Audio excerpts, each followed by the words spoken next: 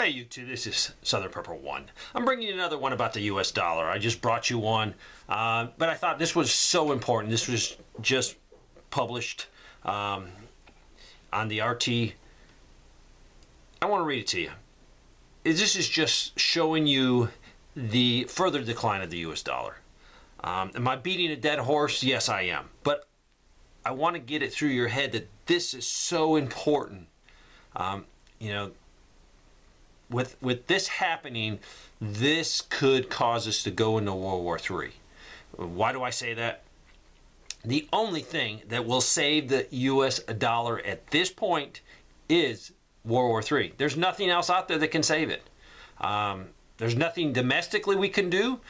There's nothing internationally we could do. And even if there was a chance of doing something, we're not going to do it. So let me read you this article.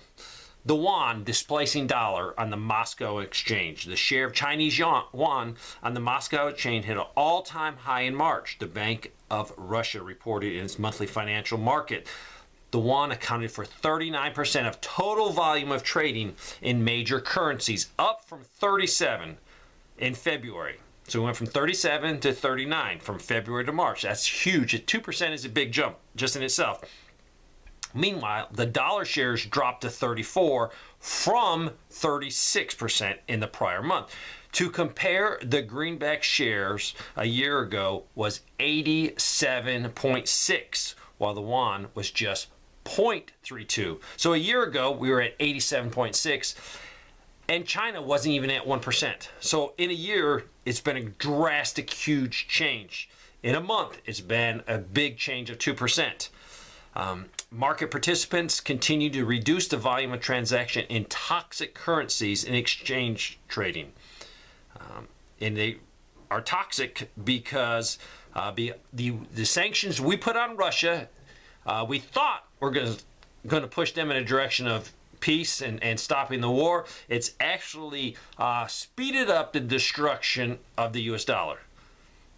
Prior to February, the yuan has never outpaced the dollar on the Moscow exchange in terms of monthly trading volume. By the end of February, the volume of trading in the ruble-yuan pair amounted to 1.49 trillion rubles, or 18.1 billion, against 1.43 trillion, or 17.4 billion in the dollar-ruble pair. In March, turnover in the yuan grew further to 2 trillion rubles. Basically, what it's saying is the dollar is dying. It was also noted that in contrast to the previous month, Russian citizens significantly increased the volume of the yuan purchase from 11.6 billion rubles in February to 41.9 billion in March. So we went from 11.6 to 41.9 billion. And that's from February to March. That is a huge, huge, huge increase. Russian banks offer foreign currency accounts, while foreign currency can only be purchased through banks and money exchanges. Some Russians buy other currencies to hedge against the volatility in the ruble. Analyst says that change in the yuan and dollar trading volume reflects Russia's move away from transacting in currency of so-called unfriendly countries against the backdrop of sanctions. The restrictions include the blacklisting of a number of Russian banks and their removal from the SWIFT interbank messaging system, as well as bans on transaction with Russian financial entities and freezing of foreign exchange reserves. More recently, in late March, Putin said the country would have continued to use the dollar, but sanctions forced it to de-dollarize. Did the powers that be knew this was going to happen?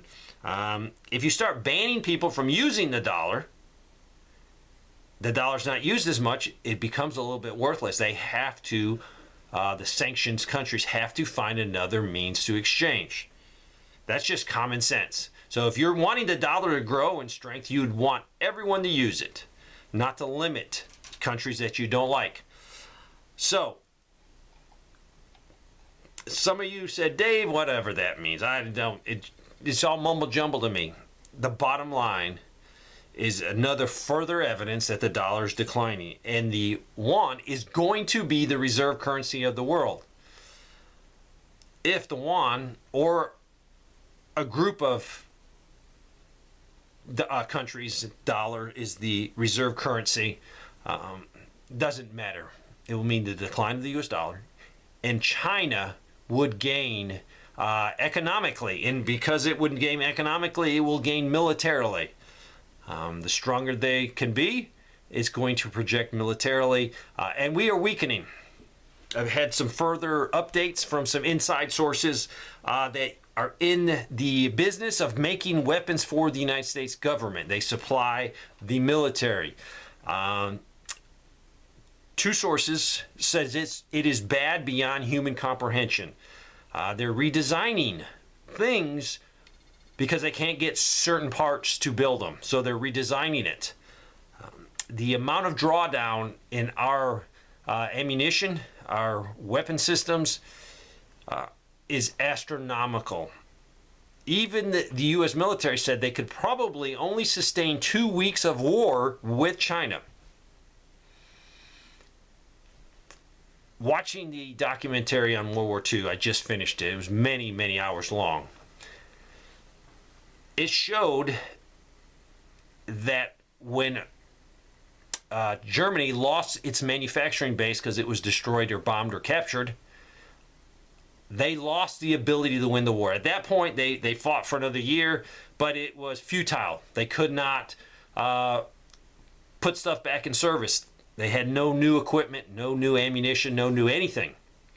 The same thing went with Japan. Japan had moved some of their factories across to the mainland, and they weren't in Japan, and they moved them far enough away to get it away from the U.S. bombers.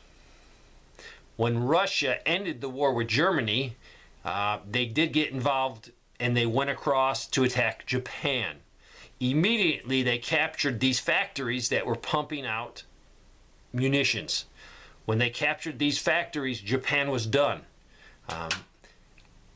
The thing that I learned a lot from this video was manufacturing and pumping out tanks, artillery, planes was the reason, the most important thing you could do. If you had no manufacturing and your equipment gets destroyed or captured, the war's over.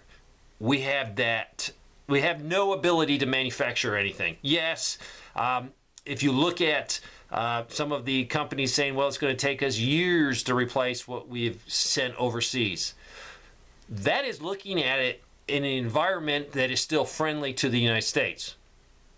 If you add more hostilities, a trade embargo, not trading with us from key metals to key parts, we would probably take many, many, many years, or we would never be able to resupply our military.